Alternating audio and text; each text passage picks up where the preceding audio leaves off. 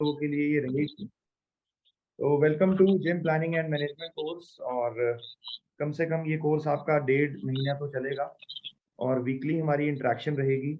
और जो जो भी चीज़ें बताई जाएं, मैं आप सब लोगों से रिक्वेस्ट करूंगा, सब लोग लाइव सेशंस में जरूर आए, क्योंकि लाइव सेशंस में एक इंटरेक्शन का मजा कुछ और ही होता है, पढ़ाने का भी मजा कुछ और होता है, सुनने का भी मजा कुछ और होता है। क्योंकि लाइव सेशंस में अगर आपके मन में कोई भी सवाल आएगा तो आप ज्यादा रिलेट करोगे और एकदम पूछ पाओगे। और सभी लोग अपना माइक म्यूट कर लो, क्योंकि मेरे को मेरी आवाज ही सुन रही है। अगर किसी ने अपना माइक म्यूट नहीं करा तो म्यूट कर लो। राइट, ठीक है। तो सबसे पहले हम स्टार्ट करते हैं। मैं आज आपको ओवरव्यू देता हूँ कि हमारे कोर्स में क्या क्या चीज कब कब पढ़ाई जाएगी, ताकि आप सबको आइडिया हो जाए। मैं आपसे स्क्रीन शेयर करता हूँ अपने कोर्स के रिगार्डिंग। ऑलराइट,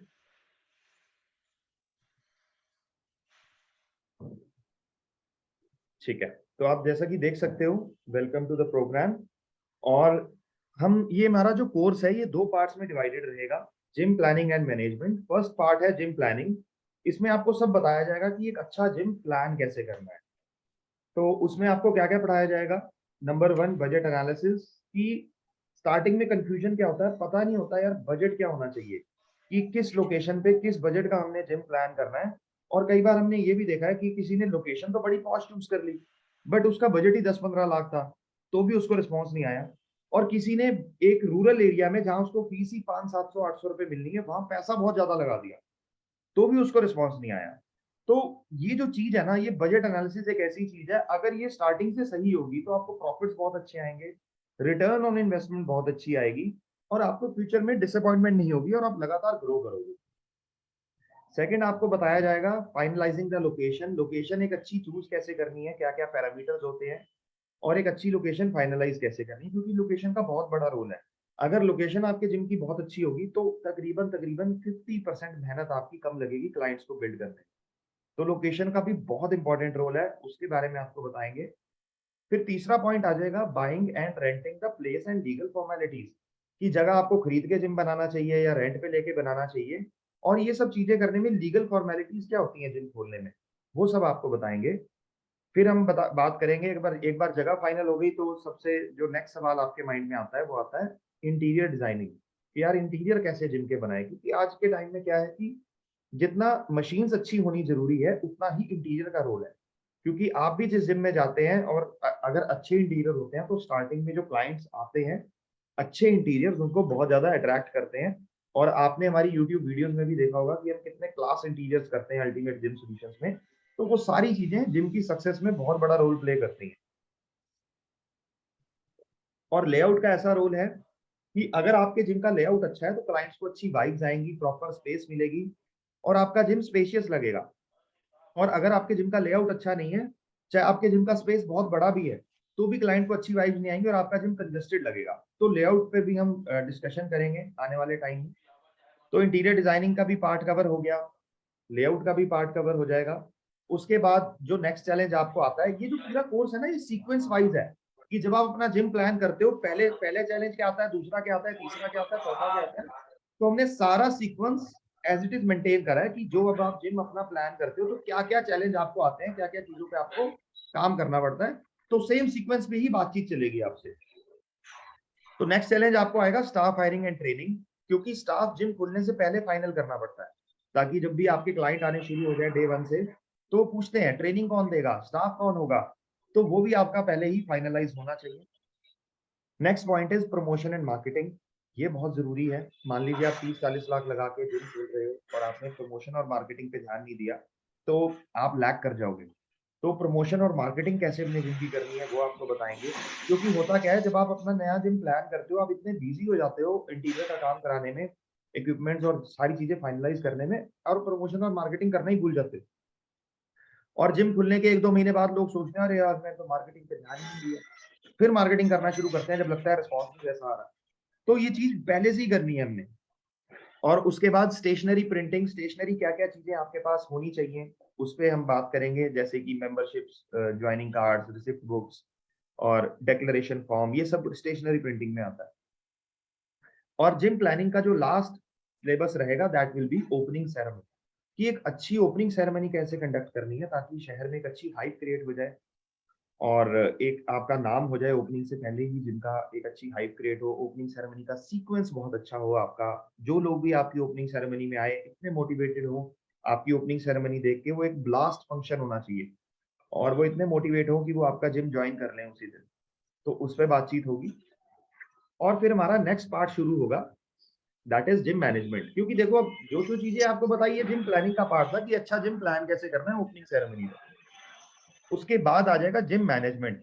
जब अब मान लीजिए आपका जिम खुल गया, ओपनिंग सेरेमनी हो गई, तो उसके बाद आपको पढ़ाया जाएगा कि लीड जनरेशन कैसे होती है, कि ज्यादा से ज्यादा लोगों को आपके बारे जिम के बारे में पता लगे और लोग आपका जिम विजिट करें।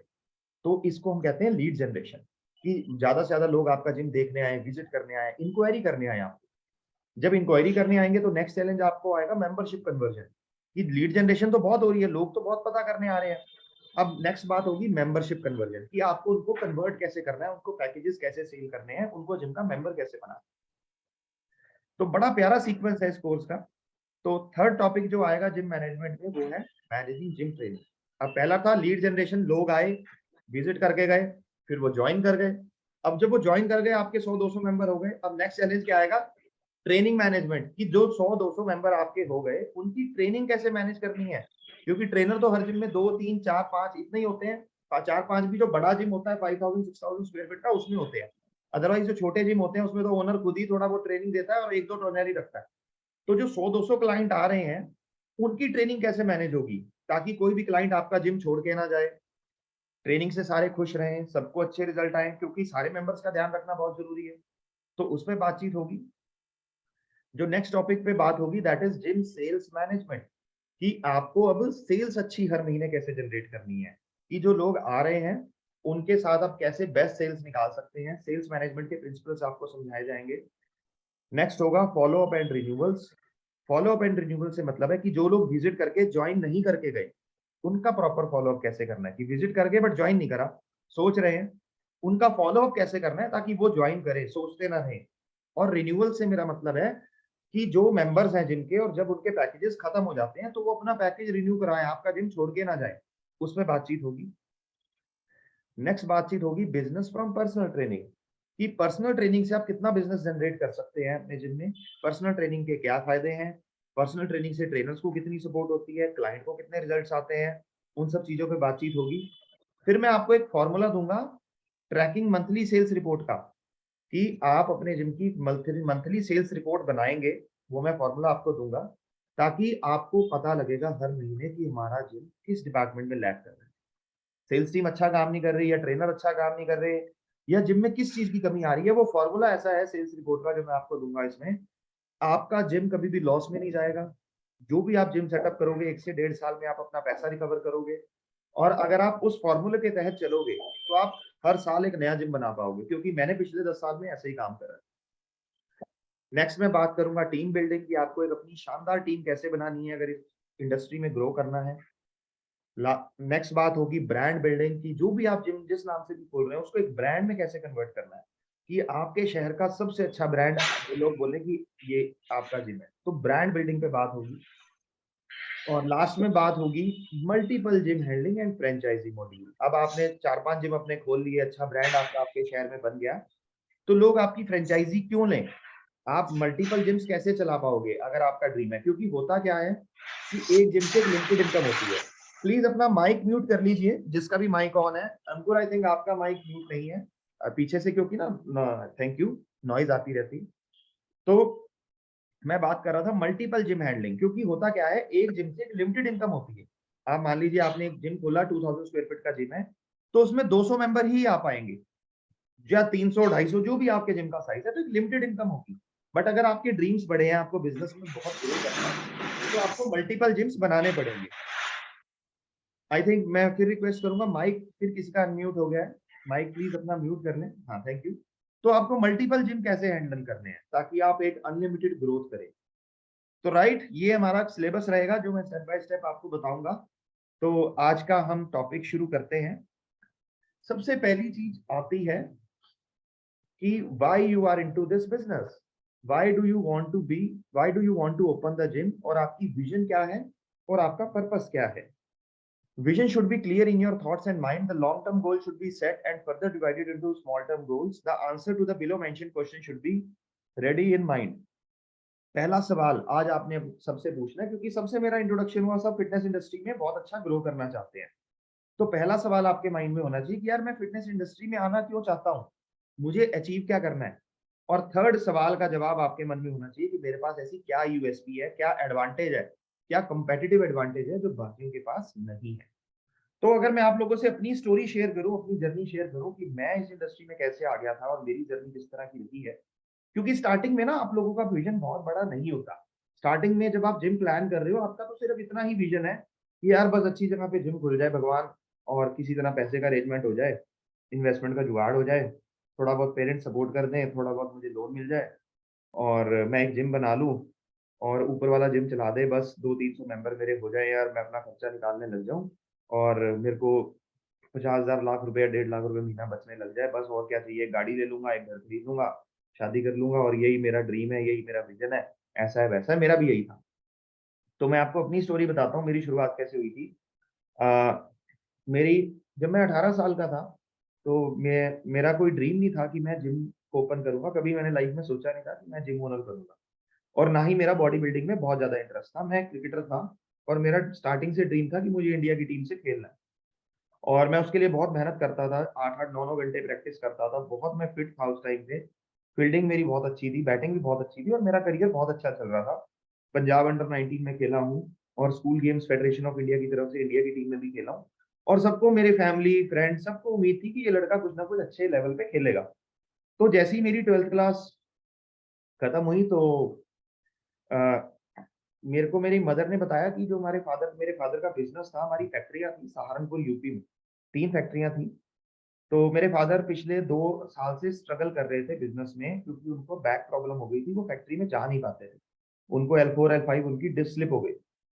तो मेरी मम्मी ने बताया कि बिज़नेस का हाल तो इतना बुरा है कि इतना लोन चढ़ गया है फैक्ट्रीज़ में कि अब प्रॉपर्टीज़ बेच के ही वो लोन उतरेगा और अब पापा से ज़्यादा उम्मीद मत रखना कि वो सपोर्ट कर पाएँगे, क्योंकि उनका हाल बहुत खराब है और तेरे 12th की फीस भी जो हमने भरी है, वो भी मैंने किसी से उधार लेके अपने गहने गिरवी रख के भरी है। तो वो मेरे लिए बड़ा ज़िंदगी का शॉकिंग पॉइंट था, टर्निंग पॉइंट था मेरी ज़िंदगी का, क्योंकि मैं ऐसी सिचुएशन को कभी अ सोचा नहीं था कि ऐसी सिचुएशन कभी आएगी, क्योंकि मेरी 12th तक की लाइफ़ बड़ी लग्ज़री रही है।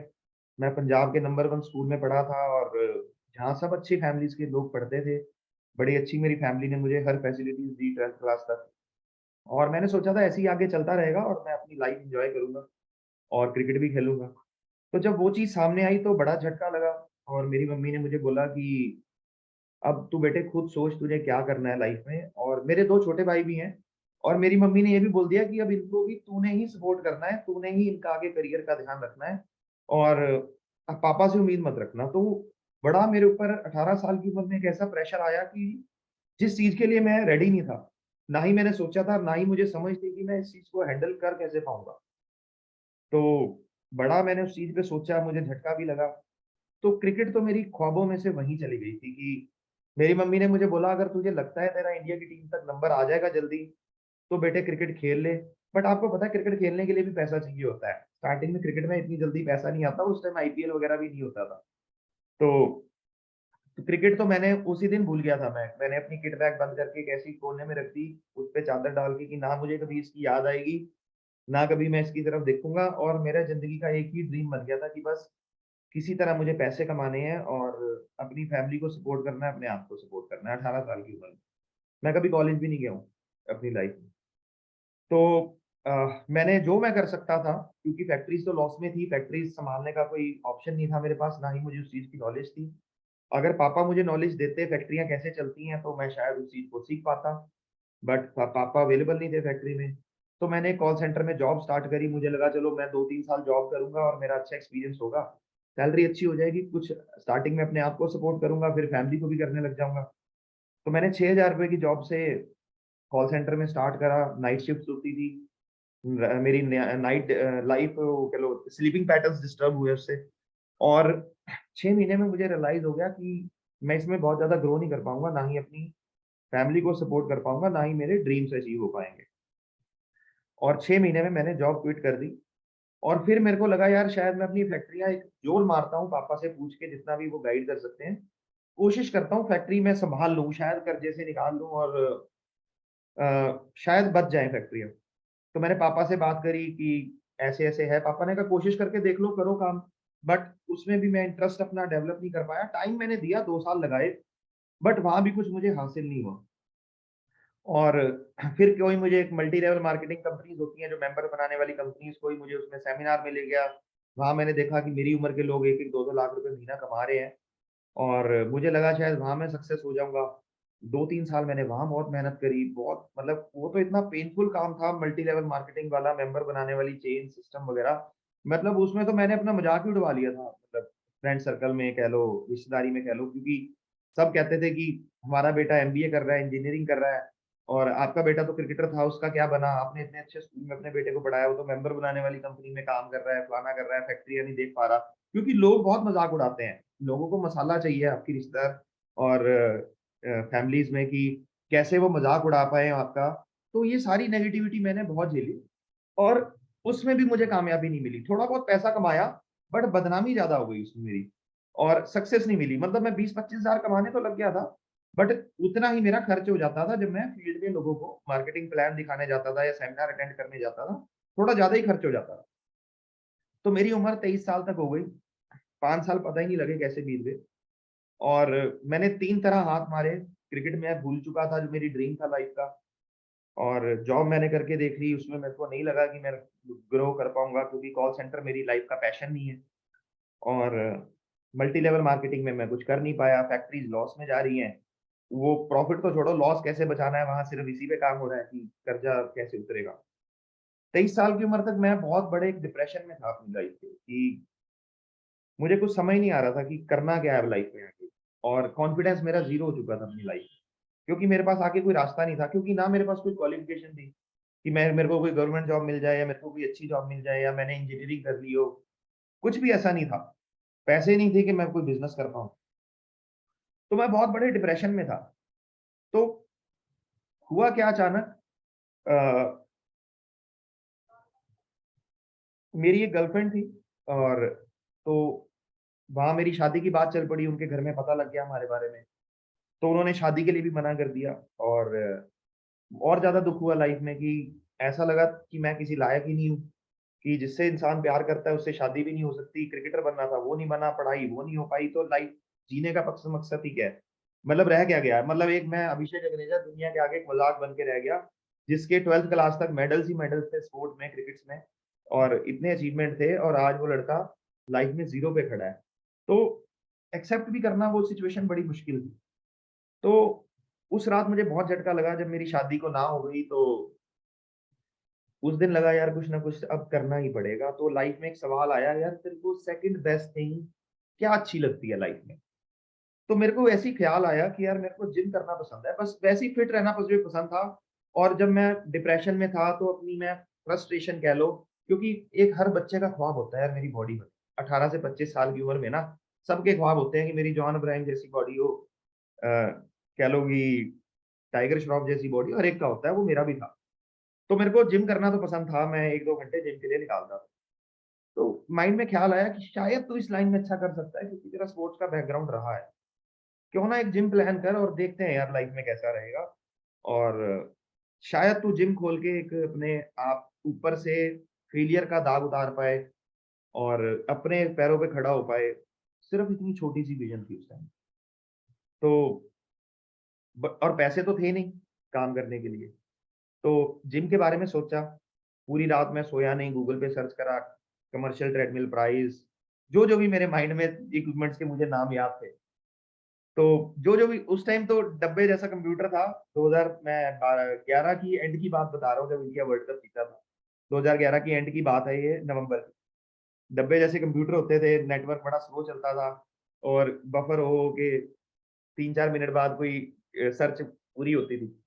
तो मैंने कमर्शियल ट्रेडमिल प्राइस और फैक्ट फ्लाई price, lat pull down price जो-जो नेट पे लिखे हैं मैंने कोटेशंस ही बनाई माइंड में रात को पूरी रात जाग के।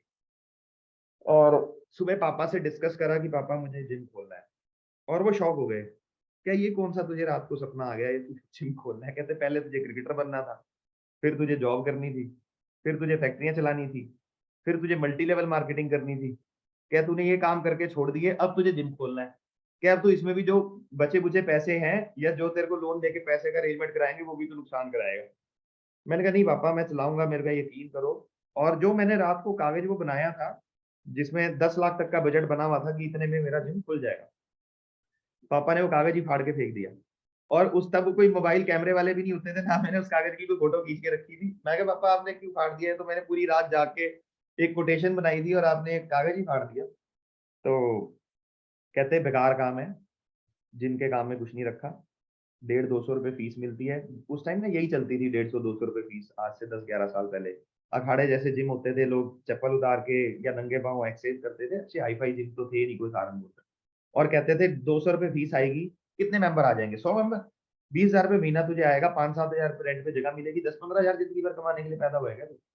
मैंने कहा नहीं पापा अच्छे जिम भी होते हैं, और चंडीगढ़ में मैं जैसे पढ़ाई करी है तो मुझे पता था अच्छे जिम भी चलते हैं, 1,000 रुपये भी फीस आती है। तो मैंने पापा को बताया नहीं इतना नहीं है पापा, अच्छा काम चलता है वैसा वैसा। तो उन्होंने कहा नहीं नहीं बेकार काम है यार, तू कुछ और सोच, ये काम नहीं करना, और तू रहने दे, पहले भी इतना नुकसान हो चुका है और नुकसान हम नहीं झेल सकते, और वो बंद कर दे। तो मैं बड़ा मायूस हुआ, घर आके मम्मी से डिस्कस करा, दादी से डिस्कस करा, और मैं और ज्यादा डिप्रेशन में चला गया कि अब मैं क्या करूंगा, अब तो यार जिम भी मना कर दिया पापा ने। 2-3 दिन मैंने खाना नहीं खाया। तो फिर मेरी मम्मी और दादी ने मेरे पापा को समझाया कि लड़का जवान है और मेहनती है, मेहनत करना चाहता है, तो इसे सपोर्ट करो, इसे जिम खुलवा के दो। और तो पापा ने कहा जिम तो मैं खुलवा दूं बट पैसे कहाँ से आएंगे, पैसे तो है नहीं, घर का खर्चा ही मुश्किल से चल रहा है इस टाइम पे। तो दादी ने समझाया कि पैसे होते कब है, पैसों का अरेंजमेंट तो करना पड़ेगा ना, कि जहां से मर्जी करके दे, कि यंग लड़का है, अगर इस टाइम नीचे सपोर्ट करा, कहते है तो मेहनती ना, चाहे पहले सक्सेस नहीं मिली, करी तो 5 साल इसने मेहनत है ना, 18 से 23 साल की उम्र तो कोई नशे थोड़ी करें। तो पापा को थोड़ी समझ में आई बात, और पापा ने मुझे कहा कि 5 लाख रुपए की कमेटी मिल सकती है। अपने एक दोस्त से बात करी, उसने सपोर्ट करने के लिए रेडी हो गए कि 5 लाख रुपए तक का फाइनेंस हो जाएगा, और 5 लाख में तू जिम खोल ले। मैंने कहा पापा 5 लाख में तो जिम खुल नहीं पाएगा, कम से कम 10 लाख रुपए चाहिए जिम खोलने के लिए। उन्होंने कहा अब तू देख बेटे कैसे करना है। तो 5 लाख का अरेंजमेंट तो वहां से हुआ, तो मैंने सोचा मैं सेकेंड हैंड मशीन खरीद लेता हूँ, क्योंकि काम तो करना ही है ना। और उसमें तकरीबन 1 लाख रुपए मेरे मामा जी ने उधार दे दिए मुझे, जो मेरे मामा जी है उनसे मैंने बात करी। 50,000 रुपये मेरी दादी ने दे दिए, जो उन्होंने जोड़ के रखे हुए थे अपनी हेल्थ प्रॉब्लम के लिए, कि कब उन्होंने सोचा था कि मैं बुढ़ापे में कभी अगर मुझे हेल्थ प्रॉब्लम हो गई तो 50,000 रुपये की सेविंग्स है, वो उन्होंने मुझे दे दी। और उन्होंने कहा कि अगर मैं कभी बीमार हुई तो तू मेरा इलाज करा दियो, फ्यूचर में पैसे कमाएगा, तू अभी अपना काम चला ले। मतलब वो पैसे पकड़ते हुए तो मेरी आंखों में आंसू आ गए। मैं कहा भगवान मेरा काम चला देना, कहीं ऐसे ना हो मेरा काम ना चले और दादी अगर बीमार हो गई तो ऐसी सिचुएशन ना मेरे सिर पे आए। तो इन हालात में मेरा पहला जिम खुला। सेकेंड हैंड मशीन से मैंने मात्र 7 लाख रुपए से अपने करियर की शुरुआत करी थी, और सिर्फ 700 स्क्वायर फीट का वो जिम था। साइज था 13 फुट फ्रंट था, 12 फुट फ्रंट था, और 62 फुट उसकी लेंथ थी, 12 बाय 62। गली सी थी एक वो, आज भी फेसबुक पे फोटोज वो डली हुई है। और 700 स्क्वायर फीट का वो जिम था, बहुत अच्छा जिम। मैंने जो भी कर सकता था दिमाग से, पेंट वेंट कराया, काम चलाया मैंने। 5 लाख रुपए का इक्विपमेंट था, 2 लाख रुपए का इंटीरियर कराया, ट्यूबलाइट्स लगाई उसमें, और एसी खरीदने तक के भी पैसे नहीं थे मेरे पास। एक 10,000 का सेकंड हैंड एसी खरीदा उसमें, और एक मैं अपने कमरे का एसी उतार के ले गया था। मैंने कहा कुछ दिन गर्मी में सो जाएंगे और पैसे कमा के घर में एसी बाद में लग जाएगा, वो एसी उतार के मैंने जिम में लगा दिया। तो इन हालात से मैंने काम शुरू करा 2012। 20 फरवरी को मेरा जिम, पहला जिम ओपन हुआ, और ऊपर वाले की इतनी कृपा रही, इतनी कृपा रही। और मैंने खुद बहुत मेहनत करी, दिन रात एक करा, 12-12 घंटे खड़े रह के मैंने लोगों को ट्रेनिंग दी, क्योंकि स्टार्टिंग में मेरे पास कोई स्टाफ भी नहीं था।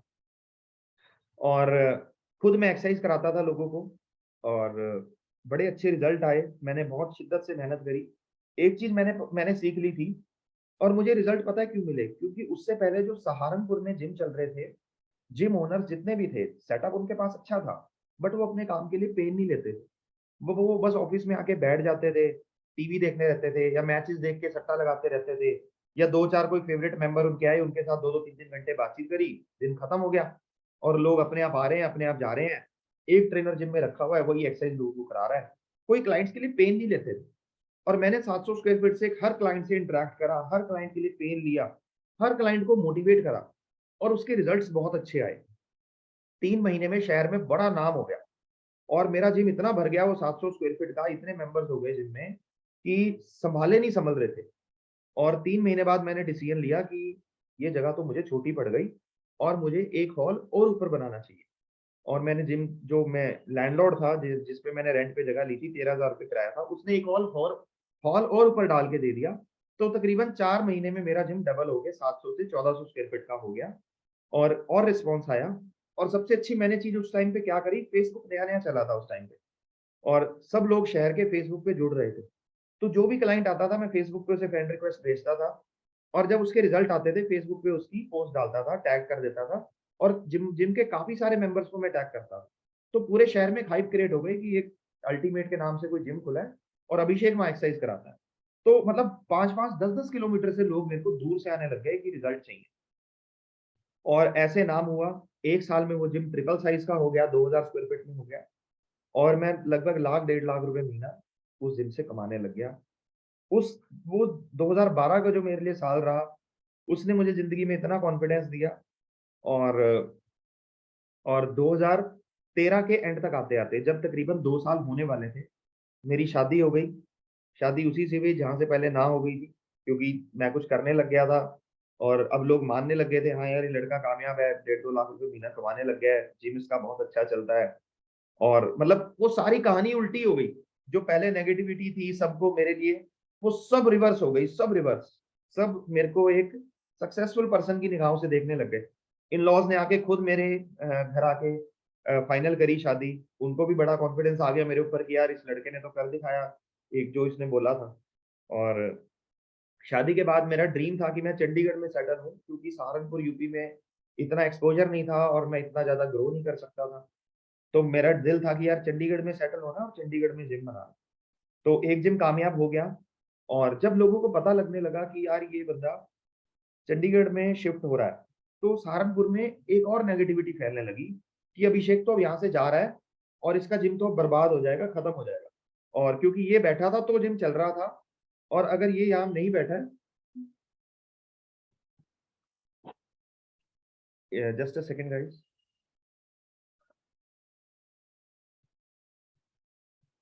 हाँ, तो जब मैं सहारनपुर से चंडीगढ़ शिफ्ट होने की प्लानिंग कर रहा था 2014 की स्टार्टिंग में, 2 साल जिम बड़ा अच्छा चला मेरा। तो लोगों ने एक नेगेटिविटी फैला दी, अभिषेक गगनेजा तो अब यहाँ से जा रहा है, इसका जिम फ्लॉप हो जाएगा। और और मेरे को मेरे काफ़ी फ्रेंड्स जो थे उन्होंने मेरे को सलाह दी कि तू सहारनपुर अगर छोड़ के जा रहा है ना, कहता चंडीगढ़ तेरा काम चलेगा नहीं, क्योंकि वहाँ तेरे जैसे एक से एक बैठे हैं, वहाँ तो तू कुछ भी नहीं है, वहाँ यहाँ तो तू मेरे को कहते हैं यहाँ तो तू अंधों में काना राजा था सहारनपुर में।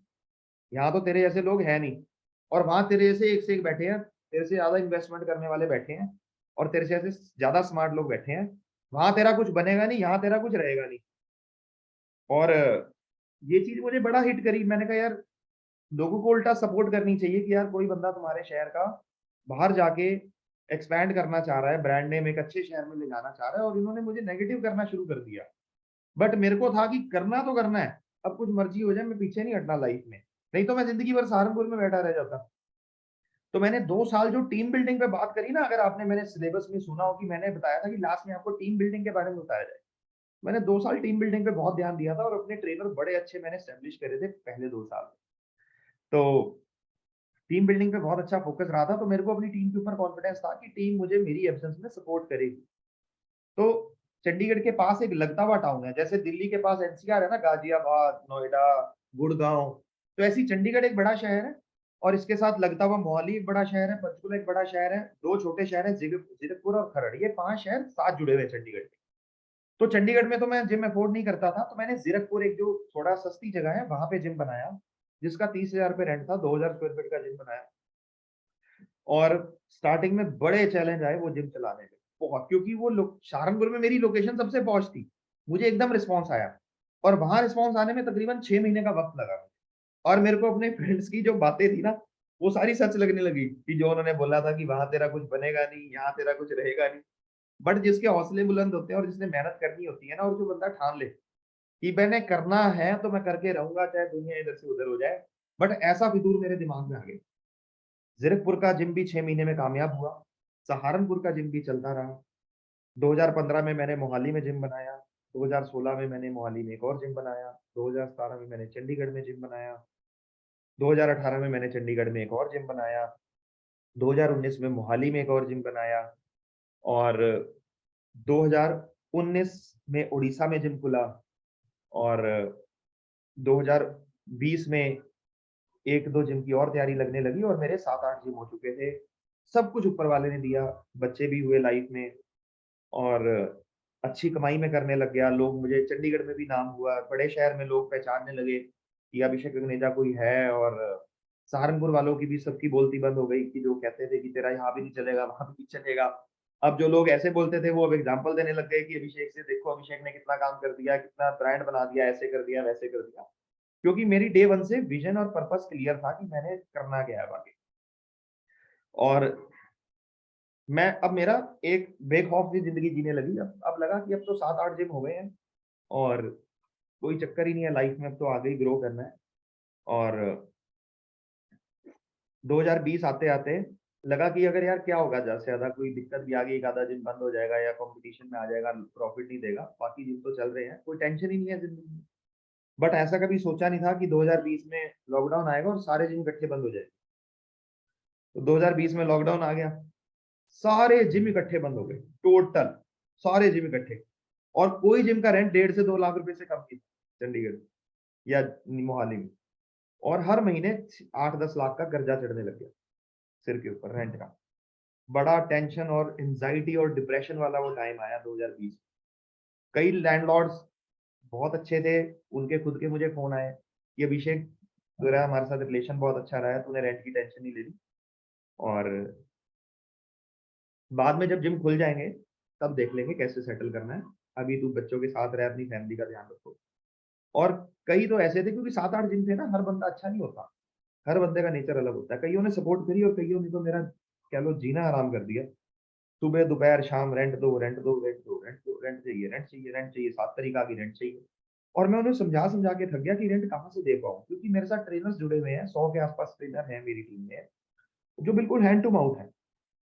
मतलब उनकी फैमिली है, ट्रेनर्स की बच्चे हैं जो रेंट पे रह रहे हैं, कि जो मेरे पास 10-15 हजार एक्स्ट्रा है मैं उनको दूं, उनका घर का खर्चा चले, आपको रेंट दूं 1.5-2 लाख रुपए कहाँ से दूंगा जब जिम ही नहीं चल रहे। कईयों ने मेरे चेक बाउंस करा के केस भी कर दिए मेरे ऊपर। तो ये सारा टाइम मैंने लॉकडाउन में देखा, और मैंने कभी जिंदगी में सोचा नहीं था कि सब कुछ एकदम से बंद हो जाएगा। और उस टाइम मैंने इक्विपमेंट्स का अपना शोरूम खोला, आज से 2 साल पहले। और जब लॉकडाउन में हम फ्री थे तो हम मैन्युफैक्चरिंग में आ गए, छोटे लेवल से मैन्युफैक्चरिंग स्टार्ट करी। और क्योंकि हमें इक्विपमेंट्स बनाने की नॉलेज नहीं थी, बट इक्विपमेंट्स के बायोमैकेनिक्स की नॉलेज थी। और इंडिया में जितने भी मैन्युफैक्चरर्स थे उनको बायोमैकेनिक्स की नॉलेज नहीं थी। वो करते क्या थे, चाइना के माल को कॉपी करते थे, इंपोर्टेड माल को कॉपी बनाते थे, कॉपी बना दी और माल बेचना शुरू कर दिया। तो हमने जो 10 साल काम करा था, 8-9 साल की जो हमारी मेहनत थी, तो हमें ये पता था कि इक्विपमेंट का प्रॉपर एंगल क्या होना चाहिए, बायोमैकेनिक क्या होना चाहिए, और प्रॉपर इफेक्ट आना चाहिए। और लॉकडाउन में होम सेगमेंट की डिमांड बहुत बढ़ गई थी। एक हमने छोटी सी फैक्ट्री बना के जो भी थोड़े बहुत पैसे थे मैन्युफैक्चरिंग स्टार्ट करी। और मैन्युफैक्चरिंग तब हमने होम बेंचेस बनाने शुरू करे स्टार्टिंग लॉकडाउन। उसका बहुत अच्छा रिस्पॉन्स आया, पूरे इंडिया से ऑर्डर आए। फिर हमने होम सेगमेंट का एक फंक्शनल ट्रेनर स्मिथ मशीन का मॉडल बनाया, वो बड़ा हिट हुआ।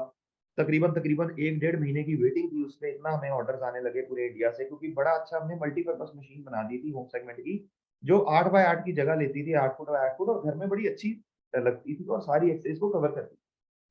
और उससे जिंदगी में बहुत हौसला मिला। लॉकडाउन में फैमिली का खर्चा चला, कुछ घर की किस्तें, कार की किस्तें निकलती रही, और थोड़ा बहुत जो ट्रेनर्स हमारे बहुत ज्यादा स्ट्रगल कर रहे थे उनको सपोर्ट में कर पाया, कि वो जितना भी मैं कर पाया इक्विपमेंट के काम से। रेंट नहीं मैं दे पाया, ये नहीं कि इक्विपमेंट के काम से मैंने रेंट दे पाया, क्योंकि रेंट मेरे जिम्स के बहुत ज्यादा थे। तो इक्विपमेंट का काम चलता रहा, फिर जिम्स भी खुल गए, जिम्स भी पिकअप हुए। और लॉकडाउन के बाद भगवान की ऐसी कृपा हुई, फिर हमें कमर्शियल जिम के ऑर्डर्स आने शुरू हो गए, क्योंकि मैंने जिम प्लानिंग मैनेजमेंट का कोर्स लॉन्च करा। और जब मुझे कमर्शियल इंक्वायरीज आने लगी तो मैंने एक चीज फील करी कि जो बच्चे मेरे पास आ रहे हैं जिम के बारे में खोलने के लिए, उनको नॉलेज ही नहीं है, उनको पता ही नहीं है इंटीरियर डिजाइनिंग कैसी होगी, उनको लीगल फॉर्मेलिटी का नहीं पता कैसे होगा। और मेरे को दिखता था कि उस एक लड़का आ रहा है 20-21 साल का, उसके फैमिली सपोर्ट कर रही है, 50 लाख रुपए देके जिम खोल देंगे, बट उसको एबीसीडी नहीं पता। और मेरे को दिख रहा है कि वो 1 साल अगर जिम खोल भी लेगा, ये नुकसान करेगा अपने पैसों। तो मुझे नीड महसूस हुई कि यार मैं एक ऐसा कोर्स निकालूं जहां लोगों को एक प्रोफेशनल नॉलेज मिले कि यार एक्चुअल में जिम बनाना कैसे और जिम चलाना कैसे है। क्योंकि अब तक ये फिटनेस इंडस्ट्री में होता क्या आया, फिटनेस इंडस्ट्री में ये इंडस्ट्री बहुत अनऑर्गेनाइज रही है। पर्सनल ट्रेनिंग के कोर्स कराने वाले तो बहुत सारे इंस्टीट्यूट हैं, डाइटिशियन के कोर्स कराने वाले काफी इंस्टीट्यूट हैं, बट जो एक ट्रेनर का अल्टीमेट गोल है कि मैं अपना जिम बनाऊं, जिम ओनर बनूं, वो कैसे बनेगा वो किसी को पता ही नहीं है। क्योंकि आज आपको बिजनेसमैन बनना है ना, तो आपके फादर आपको सपोर्ट करेंगे। अगर आपके फादर की कपड़े की दुकान है तो आपके फादर आपको बताएंगे बेटे कपड़ा यहाँ से आता है, ऐसे बिकता है। आपके फादर की शूज की दुकान है तो आपके फादर आपको सब बताएंगे कपड़े शूज कहाँ से आते हैं और कौन सी वैरायटी बिकती है, क्या ट्रेंड होता है, क्या फैंसी आइटम्स है, क्या नहीं है। आपकी अगर टायर्स की मैन्युफैक्चरिंग है तो आपके फादर आपको बताएंगे बेटे टायर ऐसे बनता है। और यहाँ पे किसी के फादर का जिम है ही नहीं अच्छा, और ना किसी के पेरेंट्स चाहते हैं हमारा बच्चा इस काम में आए। सारे जितने भी बच्चे आते हैं अपने पैशन की वजह से आते हैं।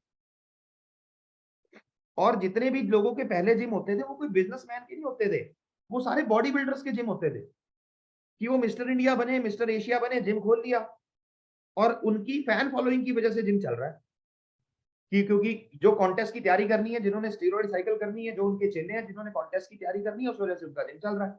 बट प्रोफेशनल नॉलेज तो कोई है ही नहीं कि इसको एज अ प्रोफेशनल करियर बनाना है, उसके बारे में कौन आपको बताएगा, कैसे बताएगा, कोई बताने वाला पर्सन ही नहीं था। तो ये मैंने देखा एक प्रोफेशनल नॉलेज बहुत मिसिंग है। क्योंकि आप सोचो अगर किसी बच्चे ने डॉक्टर बनना है, वो अपनी तैयारी शुरू करता है, पेरेंट्स उसके दिमाग में ना 8th 9th क्लास में बीज भर देते हैं कि तुझे डॉक्टर बन।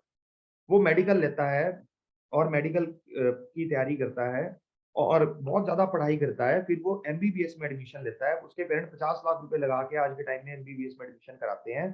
खूब वो पढ़ाई करता है, फिर वो अपनी एमबीबीएस करने के बाद उसकी सरकारी हॉस्पिटल में जॉब लगती है जहां उसे कई सारे पेशेंट्स को ट्रीट करने का मौका मिलता है हर तरह के। फिर वो अपनी एमडी की तैयारी करता है, फिर वो एमडी डॉक्टर बनता है और 7-8 साल मतलब 30 साल की उम्र तक वो एमडी बनता है। और कई साल का एक्सपीरियंस लेने के बाद वो डिसीजन लेता है कि मैंने या तो अपना हॉस्पिटल खोलना है या अपना क्लिनिक खोलना है या मैं किसी मल्टी स्पेशलिटी हॉस्पिटल में एक टाइप करके अपनी प्रैक्टिस करूंगा। और 30 साल या 35 साल की उम्र में वो प्रोफेशनल डॉक्टर बनता है। इतनी साल मेहनत पढ़ाई करने के बाद, क्योंकि उसके पेरेंट्स 9th क्लास में उसके दिमाग में बीज भर देते हैं, तब जाके वो डॉक्टर एक सक्सेसफुल डॉक्टर बनता है। पैसा भी लगता है, पढ़ाई भी लगती है, मेहनत भी लगता है। बट यहाँ जिम ओनर कैसे बनते हैं, मैं बताऊं कैसे बनते हैं जिम ओनर। जो मेरे पास लोग आते हैं जिन्होंने जिम खोलना होता है, 30-40 लाख रुपए का इक्विपमेंट यहाँ से हमारे से खरीद के ले जाते हैं। और बात क्या करते हैं, मैं सर जिम जाता था, मैं पहले बहुत मोटा था, 100 किलो का था, मैंने 80 किलो अपना वेट करा और मुझे बड़ा अच्छा लगा और मेरी प्रॉपर्टी है तो मैं जिम खोल रहा हूँ। ऐसे ऐसे हमारे को लोग आते हैं जिनका, मेरा सर एक्सरसाइज करने का पैशन है, मैं जिम खोल रहा हूँ। मैंने मिस्टर इंडिया जीत लिया, मैं जिम खोल रहा हूँ। और कई मैंने लोग देखे हैं, अच्छे पोटेंशियल वाले लोग आते हैं, अच्छा खासा पैसा लगाते हैं, 50-50 लाख रुपए, 60-60, 80-80 लाख रुपए, और प्रोफेशनल नॉलेज ना होने की वजह से 1 साल बाद जब बड़ा दुख होता है सुनने में आता है कि उनका जिम सेल पे लगा हुआ है। और फिर क्या बोलते हैं, अरे कंपटीशन बहुत है इस लाइन में, जगह जगह तो जिम खोल रखे हैं, 1000 रुपए फीस मिलती है। ऐसी अनप्रोफेशनल बातें सुनने के लिए मिलती हैं कि यार मैंने जिम खोला, स्टार्टिंग में तो बहुत अच्छा चला, बट उसके बाद मेरे बराबर में जिम खुल गया, उसने बड़ा अच्छा ब्रांड लगा लिया, यार सारे क्लाइंट वहां चले गए। तो ऐसे थोड़ी जिम चलता है कि किसी ने अच्छा ब्रांड लगा लिया तो सारे क्लाइंट उसके पास चले जाएंगे। ऐसे तो कल कोई और आएगा, वो 2 करोड़ के इक्विपमेंट लगा लेगा, सारे वहां चले जाएंगे। तो ऐसे तो सिर्फ ये पैसा लगाने की गेम होगी, ऐसा बिल्कुल भी नहीं। It is all about your management skills. अगर आपको प्रोफेशनल नॉलेज हो गई और काम की गहराई में पकड़ आपकी हो गई, कभी आपका जिम फ्लॉप नहीं हो सकता, चाहे आपके बराबर में जितने से अच्छा जिम खुल जाए। सिर्फ पैसे लगाने से अगर जिम चलते होते तो आज बहुत बड़े बड़े इन्वेस्टर्स और इंडस्ट्रियलिस्ट बैठे हैं, 10-10 करोड़ के जिम खोल देते आपके शहर में। सिर्फ पैसा लगाने से जिम नहीं चलता। तो ये सब फेलियर वाली बातें हैं। तो हम जिम प्लानिंग मैनेजमेंट का कोर्स लेके आए, उसका हमें बहुत अच्छा रिस्पॉन्स आया। मैन्युफैक्चरिंग को हमने लगातार स्केल अप करा है, क्योंकि हमारा पिछले 2 साल में इंडिया की कोई ऐसी स्टेट नहीं है जहां हमने जिम सेटअप नहीं करा। हर शहर में, हर स्टेट में आज के टाइम में अल्टीमेट जिम सोल्यूशन जो हमारी मैन्युफैक्चरिंग यूनिट है उसका सेटअप हो चुका है। और लॉकडाउन के बाद भगवान की ऐसी कृपा रही कि हमारे मेरे 8 जिम थे, आज लॉकडाउन के बाद 25 जिम हो चुके। तो काम इतना ग्रो करा क्योंकि प्रोफेशनल नॉलेज थी, लोगों ने बड़ा प्यार दिया, लोगों ने आके फ्रेंचाइजीज के लिए हमें अप्रोच करा। तो ये सब चीजें थी जो मेरी जर्नी छोटी सी रही है पिछले 10 साल की, वो मैंने आप लोगों के साथ बताई। अब मैं आता हूँ, क्योंकि ये जर्नी बतानी बहुत जरूरी होती है, जर्नी से आप लोग रिलेट करते हो सकता है आप में से कुछ ऐसे स्टूडेंट हो जिनको लग रहा हो मेरे हालात बड़े मुश्किल है। तो इंसान जब देखता है यार सामने वाले के हालात भी मुश्किल थे, यार इसने करा तो मैं भी करूंगा यार, पीछे नहीं हटूंगा। इंसान ना इस सोच के पीछे हट जाता है कि यार मेरे पास पैसे नहीं है, मैं जिम नहीं खोल सकता, ऐसा कुछ भी नहीं होता। रास्ते अपने आप मिलते हैं, अंदर बस चाह होनी चाहिए कि मैं करके रहूंगा। तो मैं बात करता हूँ विजन की।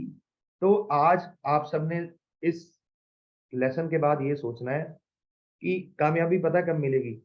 जब आप ये ठान लोगे ना दिमाग में कि ये मेरी जिंदगी का एक लास्ट प्रोफेशन है। ऐसा नहीं है, जब लोगों के पास प्लान बी और प्लान सी होते हैं तब वो कामयाब नहीं होते। ये सोचते हैं जिम नहीं चला तो मैं रेस्टोरेंट खोल लूंगा, रेस्टोरेंट नहीं चला तो मैं ये कर लूंगा, ये नहीं चला तो मैं ये कर लूंगा। जब वो बहुत सारे प्लान लेके चलते हैं ना, तो सक्सेस नहीं मिलती। सिर्फ और सिर्फ एक ही प्लान लेके चलना पड़ेगा। मैं फिटनेस इंडस्ट्री में क्यों आया हूँ? मैंने अपना जिम बनाना है, मुझे अपने शहर का नंबर 1 जिम बनाना है, और मैं नंबर 1 टीम बनाऊंगा, सारी चीजें सीखूंगा, दिल जान लगाऊंगा, मेहनत करूंगा, पीछे नहीं हटूंगा। क्यों? क्योंकि मेरे पास ये एक एडवांटेज है, वो आपने सोचनी है क्या एडवांटेज है। हो सकता है बहुत अच्छे ट्रेनर हो सकता है आपके पास बिजनेस स्किल्स बहुत अच्छी हो सकता है योगा ट्रेनर बहुत अच्छे हो सकता है आपके पास एरोबिक्स कराने की स्किल्स हो सकती हो सकता है आपके पास जुम्बा कराने की स्किल्स बहुत अच्छी हो सकता है मेहनत लोगों से ज्यादा कर सकते हो सकता है बिजनेस के लिए बहुत ज्यादा डिवोटेड हो। कोई ऐसी एडवांटेज जो औरों के पास नहीं है आपके पास हो। देखो स्टार्टिंग में, मैं फिर जीरो से बात शुरू करता हूँ। स्टार्टिंग में मेरे पास क्या एडवांटेज थी? मेरे पास ना इक्विपमेंट की एडवांटेज थी, ना इंटीरियर की एडवांटेज थी, ना स्पेस की एडवांटेज थी, ना इन्वेस्टमेंट की, कोई एडवांटेज नहीं। बट मेरे पास क्या एडवांटेज मैंने अपनी बनाई कि मैंने हर क्लाइंट के लिए पेन लिया। मैं अपने ऑफिस में नहीं बैठता था, मैं खड़े होके हर बंदे को एक्सरसाइज कराता था। सारा सारा दिन 12 12 घंटे खड़े रह के मोटिवेट करता था। अपने जिम का शटर भी खुद खोलता था, बंद भी खुद करता था। कभी मैंने ये नहीं सोचा अच्छे ट्रेनर मिल गए तो मेरा जिम चलेगा, अच्छे ट्रेनर नहीं मिले तो मेरा जिम चलेगा। उल्टा मैंने ये सोचा ट्रेनर्स मेरे जिम में कोई आएगा, मैं उसको सपोर्ट करूंगा, नॉलेज दूंगा, इस लाइन का एक्सपर्ट बनूंगा, और ट्रेनर जो मेरे साथ जुड़ेगा वो भी अच्छे पैसे कमाएगा। मैं इतना उसको सपोर्ट करूंगा और नॉलेज दूंगा। मेरी हमेशा ये सोच रही। लोग क्या सोच रखते हैं? अरे पैसा लगा दो, जिम खोल दो, अच्छे ट्रेनर ढूंढ लेंगे, जिम चला देंगे। यही सोच तो मार खा जाती है। तो आज आपने सोचनी है। और जब मेरा एक जिम कामयाब हो गया 2 साल बाद, और जब मैंने 3 जिम बना लिए, तो मैंने अपनी लाइफ का ड्रीम बनाया कि यार मैंने ना 100 जिम बनाने हैं और इंडिया में अपना नाम करना है। प्रो अल्टीमेट के 100 जिम बनाऊंगा मैं एक दिन, और 25 में पहुंच गया। और आपको क्या लगता है कि इसमें 25 कोई बनाने आसान थे? हर दिन अलग चैलेंज आता है, हर दिन एक अलग सिचुएशन खड़ी हो जाती है। बट जब आपका पर्पस और विजन बहुत मजबूत होता है तो आप चलते जाते हो।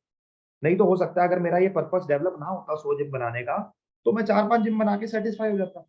कि इंसान को क्या चाहिए होता है? अच्छी इनकम वो हो रही है, घर अच्छा बन चुका है, गाड़ी अच्छी आ चुकी है, अब और क्या चाहिए? तो इंसान रुक जाता है कि और चैलेंज किस लिए लेना है। तो मैं लगातार इसलिए चलता गया, और आज भी चल रहा हूँ। आज भी मेरी बात में उतना ही मोटिवेशन और एक्साइटमेंट है अपने काम को लेके, क्योंकि मैंने अपना पर्पस और विजन बहुत बड़ा डेवलप कर लिया, तो मैं रुका नहीं। तो जब आप अपना पर्पस और विजन बड़ा रखोगे ना, चैलेंज तो आएंगे। जिम चलाना कोई आसान काम नहीं है, कोई काम भी आसान नहीं होता। ना डॉक्टर बनना आसान है, ना इंजीनियर बनना आसान है, ना ना एमएलए बनना आसान है, कोई काम आसान नहीं होगा। बट जब आपका पर्पस और विजन यहाँ से आप मजबूत हो जाओगे, तो सारे रास्ते आपको मिलेंगे। तो विजन और पर्पस अपना डेवलप करें। और नेक्स्ट चीज पे जो मैं बात करने वाला हूं, दैट इज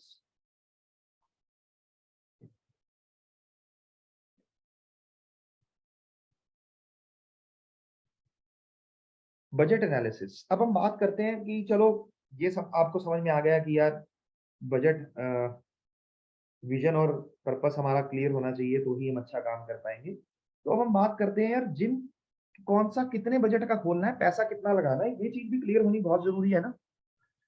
तो हम उस पर बातचीत करते हैं किस जगह पे कितना पैसा लगाना है, इन्वेस्टमेंट कितनी लगानी है।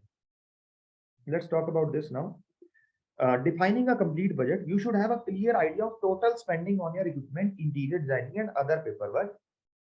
तो सबसे पहली चीज है कि आपको बजट डिफाइन करना है। बजट कैसे डिफाइन करोगे? मैं सीधा सीधा आपको एक शॉर्टकट फॉर्मूला बता रहा हूँ, सीधा सीधा। अगर आप चाहते हो आपके एरिया में आपको 1000 रुपए महीना फीस पे, तो आपको 10 लाख रुपए तक का इक्विपमेंट फ्री। आप चाहते हो आपको 1500 रुपए महीना फीस मिले, तो आपको 15 लाख रुपए तक का इक्विपमेंट खरीदना है। आप चाहते हो 2000 रुपए महीना फीस मिले तो 20 लाख रुपए तक का इक्विपमेंट लगाना होगा। ये सीधा सीधा एक मैंने फॉर्मूला बता दिया। अगर आपको मिलनी है फीस 1000 रुपए महीना, आप ऐसी जगह पे जिम खोल रहे हो और आप पैसा लगा रहे हो इक्विपमेंट पे 25 लाख, तो उसमें आपको रिटर्न नहीं आएगी, ग्रो नहीं करोगे, फीस तो 1000 ही मिलनी है ना। तो जब बात होती है, हाँ 1-2 लाख ऊपर नीचे चलेगा, आपको कोई ऐसी चीज है आप चाहते हो यार मेरे शहर में ऐसा इक्विपमेंट आ जाए, आपकी कोटेशन 10 की जगह 11 लाख पे चली गई, वो चलता है इतना, 10% का वेरिएशन चलेगा। और आपको अगर फीस मिलनी है, आप चाहते हो मेरे को लोग 2000 रुपए महीना फीस दे और आप 10 लाख का इक्विपमेंट लगाओगे, नहीं मिलेगी, लोग कहेंगे वैरायटी नहीं है, क्वालिटी वैसी नहीं दिख रही, 2000 रुपए महीना फीस किस चीज की दे दे आप। तो ये जो मैंने आपको आज फॉर्मूला दे दिया ना, अगर इस फॉर्मूले के तहत चलोगे, देखो शौक का कोई मूल्य नहीं है। लोग मेरे पास आते हैं, वो कहते हैं हमने अपने गांव में जिम खोलना है, हम जिम्मेदार लोग हैं, गांव की हमारी 200 पॉपुलेशन है, 200 घर है, 400 घर है, 500 घर है, और बट हमने जिम ऐसा लगाना है गांव में हमारा नाम हो जाए। तो जब नाम करने की बात आती है तो उसकी फिर आरओआई, रिटर्न ऑन इन्वेस्टमेंट की बात नहीं होती। जब वो कहता है मैंने नाम करना है, फीस 500 आ जाए तो भी बहुत है, 1000 आ जाए तो भी बहुत है, हमारी तो 100 एकड़ जमीन है। तो उस मैं उस सिनेरियो की बात नहीं कर रहा हूँ, मैं उस सिनेरियो की बात कर रहा हूँ जो एक यंग लड़का है, जिसको ग्रो करना है, जिसके पास एक लिमिटेड इन्वेस्टमेंट है और उसको मैक्सिमम रिटर्न चाहिए, उसका फॉर्मूला आपको दे रहा हूं। तो सीधा सीधा फॉर्मूला मैंने आपको दे दिया, मंथली फीस के अकॉर्डिंग दिया है फॉर्मूला, साल की फीस के अकॉर्डिंग नहीं दिया। मंथली फीस, मंथली फीस अगर आप 1000 रुपए टारगेट कर रहे हो तो 10 लाख रुपए का इक्विपमेंट डालोगे, 1500 रुपए टारगेट कर रहे हो 15 लाख का इक्विपमेंट डालोगे, और आप चाहते हो आपको क्लाइंट 2000 रुपए महीना दे, तो आपको 20 लाख रुपए तक का इक्विपमेंट डालो। ये चीज क्लियर हो गई। उसके बाद आती है इंटीरियर डिजाइनिंग और other paper work. Interior designing का बजट क्या होता है मैं उसमें आपको बताऊंगा। तो लगभग आप ये मान के चलो, अभी आपको एक छोटा सा आइडिया दे देता हूँ। अगर आप 1000 रुपए महीने वाला जिम खोलना चाह रहे हो तो तकरीबन तकरीबन उसका एरिया 1000 से 1500 स्क्वायर फीट होगा। 10 लाख रुपए तक का आप इक्विपमेंट उसमें डालोगे और तकरीबन तकरीबन 3 से 4 लाख रुपए उसमें आपका इंटीरियर का लगेगा। तो टोटल इन्वेस्टमेंट आपकी 14 से 15 लाख रुपए जाएगी 1000 रुपए महीने की फीस वाले। ठीक है, अच्छा। तो अब हम, ये आपका एक पैटर्न होना चाहिए इन्वेस्टमेंट का। आप चाहते हो 2000 रुपए महीना फीस मिले तो आपका जिम का साइज होना चाहिए 3 से 4000 स्क्वायर फीट, तभी, क्योंकि इसमें फैसिलिटीज भी चाहिए ना, उसमें डांस स्टूडियो भी होना चाहिए, वॉशरूम भी अच्छे होने चाहिए। तो 2000 रुपए महीना फीस में जिम का साइज चला गया 3-4000 स्क्वायर फीट, और 20 लाख रुपए तक का इक्विपमेंट आएगा। 20 लाख, 15 से 20 लाख आपका लग जाएगा इंटीरियर पे। वो जो इंटीरियर का बजट है वो आपको जब इंटीरियर डिजाइनिंग का मैं सिलेबस लूंगा उसमें आपको ज्यादा क्लैरिटी हो जाएगी। अब हम बात करते हैं कि फंड्स अरेंजमेंट कैसे करने हैं। फंड्स अरेंजमेंट पे ना मैंने यूट्यूब पे एक वीडियो भी डाली हुई है, वो वीडियो आप सब लोग जरूर देखना कि कैसे एक जिम ट्रेनर 3 साल में जिम ओनर बन सकता है। तो वहां से आपको बहुत क्लैरिटी होगी, और थोड़ा सा उसका मैं ब्रीफ आपको अभी भी कर देता हूँ, क्योंकि फंड्स अरेंजमेंट उसमें मैंने अच्छी तरह बताया कि कैसे एक ट्रेनर 3 साल जॉब करके अपना एक जिम ओनर बन सकता है।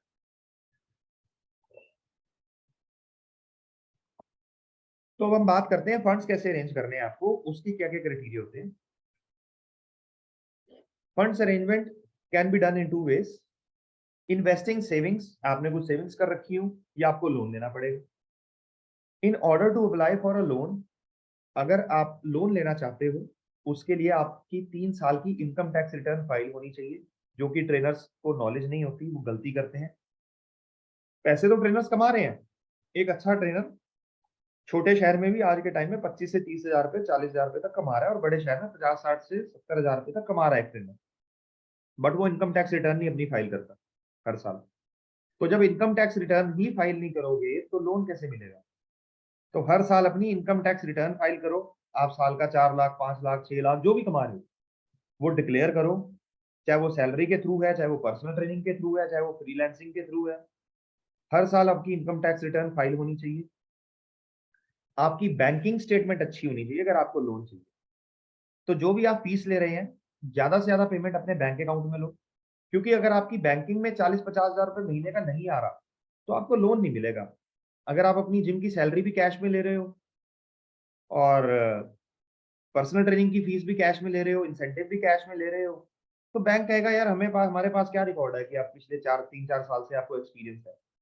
जब बैंक देखेगा 3-4 साल से इस बंदे के अकाउंट में 40-50 हजार रुपए महीने का आ रहा है, चाहे वो किसी भी सोर्स से आ रहा हो, और आपने अपनी इनकम टैक्स में डिक्लेयर करा हुआ है कि मैं जिम ट्रेनिंग देता हूँ, ये पैसा उसका है, तो बैंक भी आपको लोन आराम से देगा 10-15-20 लाख का, क्योंकि वो देखेगा पिछले 3-4 साल से ये बंदा इस प्रोफेशन में है, ये 40-50 हजार रुपए महीने का कमा रहा है, और जब ये जिम खोल लेगा तो ये 1,00,000-1.5 लाख रुपए महीने का कमाएगा और 15-20 हजार रुपए बैंक की किस्त आराम से दे देगा। तो आपकी बैंकिंग मजबूत होनी बहुत जरूरी है, और ये नॉलेज जिम ट्रेनर्स को नहीं होती, ना ही उन्होंने कोई क्वालिफिकेशन उन्होंने ली है कि ये नॉलेज उनको कोई दे। तो बैंकिंग अपनी बहुत मजबूत रखो। सिबिल स्कोर आपका बहुत अच्छा होना चाहिए, ये चीज बहुत इंपॉर्टेंट है।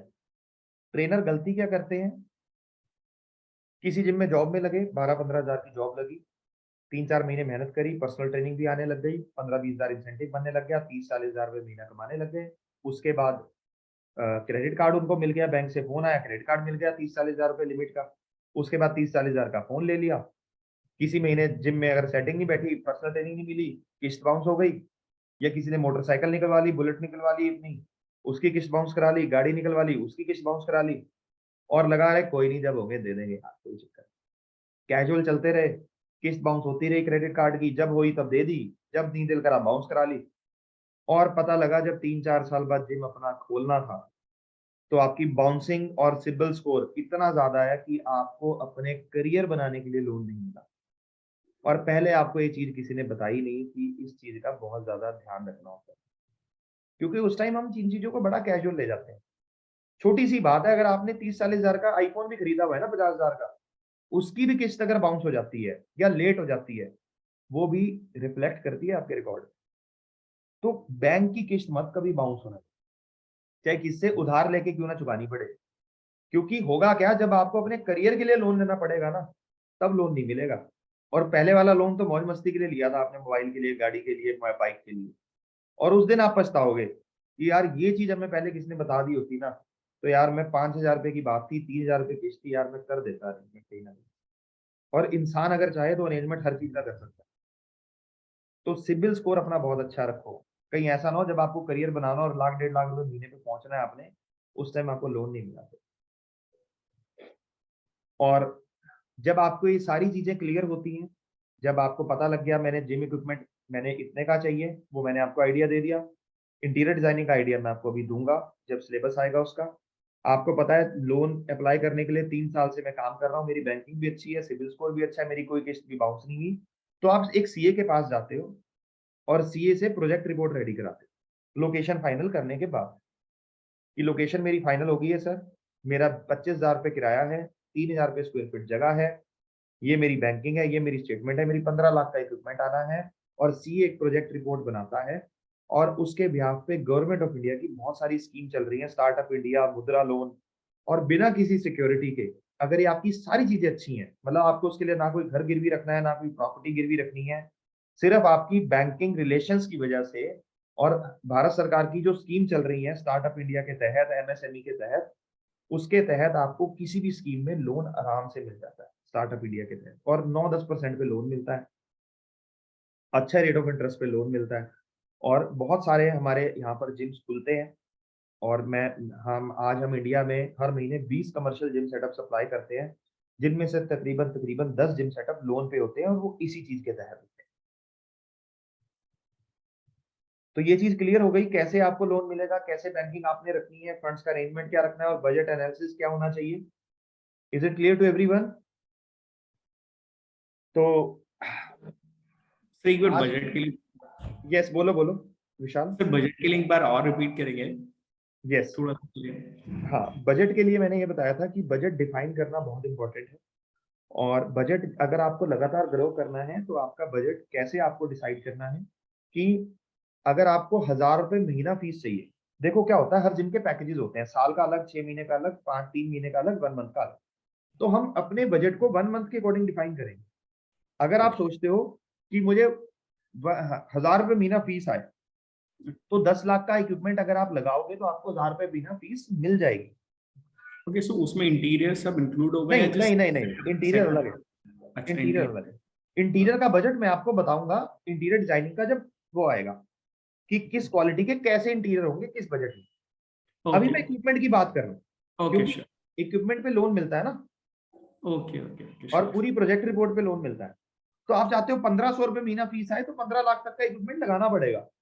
ओके तो आपको एक आइडिया हो जाए यार कि मेरे, अगर आप चाहते हो, आप जिस शहर में जिम प्लान कर रहे हो और आप चाहते हो यार मुझे 2000 रुपये महीना फीस चाहिए और साल का पैकेज मैं डिस्काउंट करके बेचूंगा 12-13 हजार का। जैसे 2000 रुपये महीना आपने फीस रखी, 3 महीने की 5000 रखी, 6 महीने की 8000 रखी, साल की 12-13 हजार, यही पैकेज चलता है ना। जैसे पैकेज बड़ा होता है तो सस्ता होता चला जाता है। यस तो हम कैलकुलेशन मंथली पैकेज के अकॉर्डिंग कर रहे हैं। मंथली फीस 2000 है तो 20 लाख का इक्विपमेंट लग जाएगा। ओके सो वो एनुअल पैकेज पे डिसाइड नहीं करते नहीं उसको नहीं नहीं calculate नहीं, करके, एनुअल जो पे आप नहीं। मंथली चार्ज करते हैं उस पे हाँ डिसाइड करते हाँ, हैं। Okay okay sure. Annual package तो उसकी रेशो में आ जाएगा, 1 मंथ का जो हुआ, 3 मंथ का जो हुआ, 6 मंथ का जो हुआ और 1 ईयर का जो। Yes yes okay clear? Yes yes thank you. Anything else regarding today's class? कोई भी कोई, हाँ बोलो शिव, बोलो आप। सर एक्चुअली मुझे ये डिस्कस करना था कि जैसे पार्टनरशिप में करना हो जिम सेटअप, तो उसको कैसे क्या रन कर सकते हैं अपन? पार्टनरशिप में आप करना चाहते हो, और पार्टनरशिप से यस रिलेटेड क्या सवाल क्या है आपका? ये मैं समझ गया कि आप पार्टनरशिप में जिम चलाना चाहते हो। पार्टनरशिप से रिलेटेड एग्जैक्ट सवाल क्या है आपका, ये बताओ। लाइक मेरे पास फंड्स नहीं है एक्चुअली, मेरा होम प्रॉपर्टी है, हॉल पूरा सेट हैगा मेरा, और मेरे पास फंड नहीं है इक्विपमेंट्स के लिए।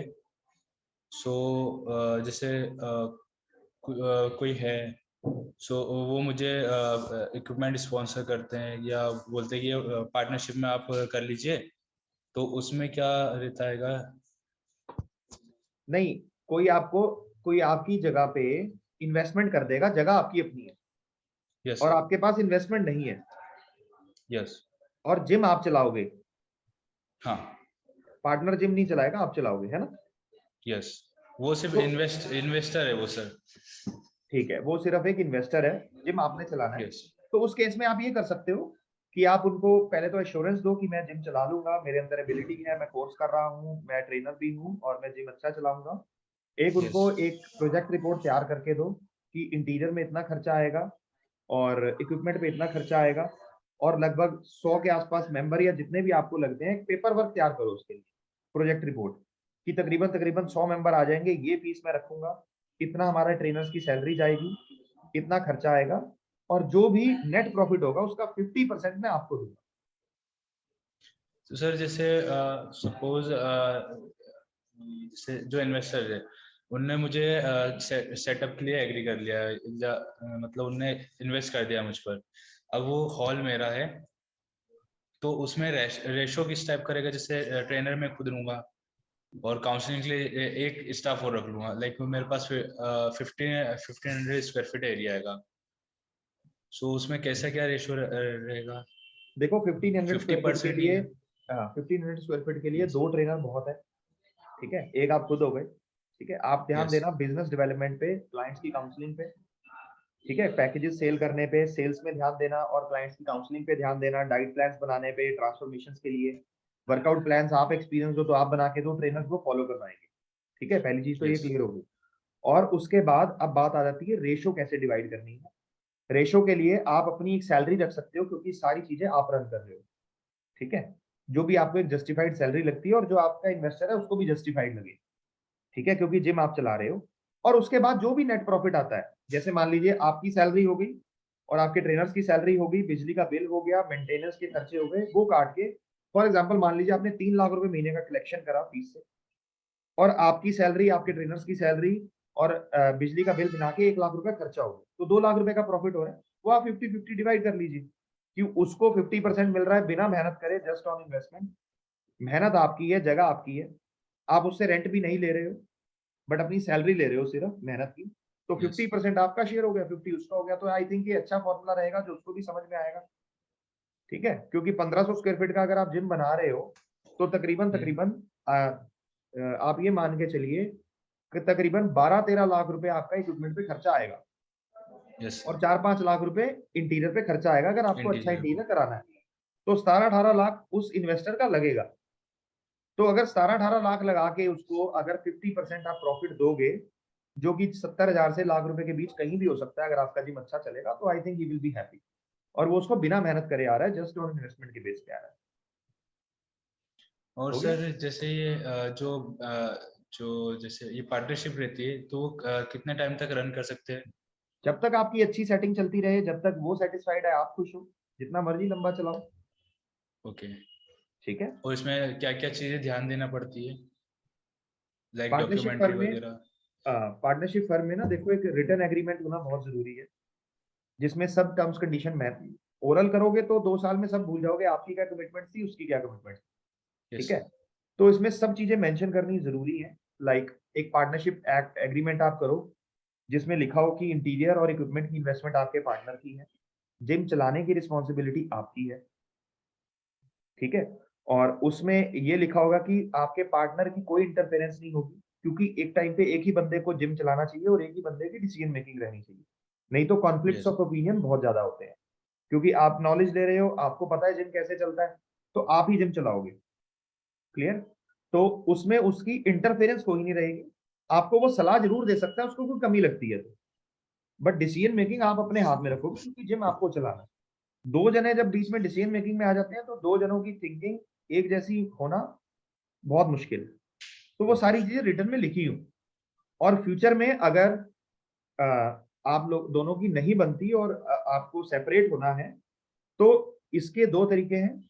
इंटीरियर की वैल्यू तो हर साल 15% डेप्रिशिएट करेगी, समझ गए। अगर पहले साल आपने 5 लाख का इंटीरियर लगाया तो अगले साल उसकी 15% वैल्यू घट जाएगी, ठीक है। ओके। 5 साल बाद आप हर साल 15% डेप्रिशिएट करते जाएंगे और इक्विपमेंट की वैल्यू भी हर साल 15% डेप्रिसिएशन में लगती है। तो जब भी आपने 5 साल बाद अलग अलग होना है या जब भी होना है, तो डेप्रिसिएशन लगा के जो भी वैल्यू बनेगी, अगर आपको इक्विपमेंट और इंटीरियर रखने हैं अपने पास तो आप वो वैल्यू उसको दे दोगे, अगर वो जिम उसे चलाना है तो वो वैल्यू आपको दे देंगे। Okay sir. Clear? Yes sir. Sir इसी को लेके मेरा एक क्वेश्चन था। हेलो। जी जी। सो बेसिकली जैसे अभी सर ने शिव सर ने बोला पार्टनरशिप बहुत, अगर कोई ऐसा करना चाहता है, लेट्स सपोज मेरे को 3 से 4 साल हो गया ऐसे फील्ड में, तो अभी मैं 1 साल से प्लान कर रहा हूँ। सो एक दो ऑप्शंस मेरे पास ऐसे हैं, क्योंकि मैं काफी टाइम से प्लान कर रहा हूँ, वो दोस्त भी हैं और कुछ एक दो कजन्स हैं कि हाँ हम तेरे साथ इन्वेस्ट कर सकते हैं या हम पार्टनरशिप में ऐसा कर सकते हैं। सो एक तो मेरा बहुत ज्यादा क्लोज दोस्त बोल सकते हैं, सो वो भी इसी फील्ड से है बेसिकली, तो वो ये चाहता है कि हम दोनों मिलकर तब प्लान करें, लेकिन वो थोड़ा इतना रिस्पॉन्सिबल नहीं है कि उसने कभी जॉब किया नहीं किया, फिर उसका मन हुआ तो उसने छोड़ दिया, लेकिन उसको ये है कि हाँ यही करते रहना, कि एक ऑप्शन हो जाएगा, तू करता रहेगा मैं तेरे साथ हूँ सर। और एक ऑप्शन मेरे पास ऐसा है कि वो भी मेरा दोस्त है, लेकिन वो स्कूल फ्रेंड है, लेकिन उसको इतना भरोसा है कि नहीं मैं तेरे को सिर्फ पैसा दूंगा, तू कर अच्छे से, डिसीजन मेकिंग सारा तेरा होगा और कुछ गाइडेंस होगा तो मैं हूँ तेरे साथ। सो उस केस में मैं क्या कर सकता हूँ कि जो इस फील्ड से है मैं उसको अपने साथ ले सकता हूँ थोड़ा बहुत वो करके, या जो इस फील्ड से नहीं है मैं उसको अपने साथ रख सकता हूँ सिर्फ इन्वेस्टमेंट और एक मेंटोर की तरह, कि हाँ कभी मेरे को लगेगा तो डिसीजन हम चूज कर सकते हैं। देखो दोनों ही सिनेरियो बहुत अच्छे हैं। पहला सिनेरियो भी जो आपने बताया, आपका एक दोस्त है जो साथ मिलके काम कर सकता है, तो अब अगर वो साथ मिलके काम करेगा तो आप दोनों के रूल्स अलग अलग डिफाइन करने बहुत जरूरी है। कि एक बंदा, क्योंकि अगर दो लोगों ने एक ही जिम में वर्किंग करनी है तो आप दोनों को ना अपने रोल्स डिवाइड करने पड़ेंगे। कि एक बंदा सेल्स की जिम्मेवारी लेगा, फिटनेस काउंसलिंग और सेल की, एक बंदा ट्रेनर्स की जिम्मेवारी लेगा और मेंटेनेंस की, ठीक है। देखो जिम के 3 डिपार्टमेंट होते हैं, सेल्स, ट्रेनिंग एंड मेंटेनेंस, ठीक है। तो एक जना जो सेल्स में अच्छा है, जो बातचीत में अच्छा है, जो क्लाइंट के ऊपर इंपैक्ट डाल सकता है, जिसको नॉलेज अच्छी है, जो पैकेजेस निकलवा सकता है और सेल्स टीम को हैंडल कर सकता है, तो वो सेल्स में रहे। और जो ट्रेनिंग में बहुत अच्छा है, कई मैंने देखा ट्रेनिंग में बहुत अच्छे हैं, बहुत अच्छी बॉडी है, बहुत अच्छी नॉलेज रखते हैं, बट सेल्स में वीक है, उनको डिप्लोमेटिक वे में बात करनी नहीं आती और लोगों से पैसे निकलवाने नहीं आते, बट ट्रेनिंग देने में आए तो ट्रेनिंग बहुत अच्छी देते हैं। तो ऐसे आपको अपने रोल डिफाइन करने पड़ेंगे कि एक बंदा जिम्मेवारी ले ले सेल्स और मेंटेनेंस की, कि जिम में कोई भी मेंटेनेंस का काम हुआ, पेंट खराब हो गया, बिजली खराब हो गई, वायर खराब हो गई, शॉर्ट सर्किट हो गया, ट्रेडमिल खराब हो गई, तो मेंटेनेंस और सेल मैं देखूंगा, दूसरा बंदा पूरी ट्रेनिंग टीम संभाल ले। दूसरा बंदा ट्रेनिंग में बहुत अच्छा है, बॉडी बहुत अच्छी है, ट्रेनर्स को वो संभाल सकता है, तो दूसरा ट्रेनर्स को संभाल ले। तो ऐसे मिलके दो जने एक जिम में अच्छा काम कर सकते हैं।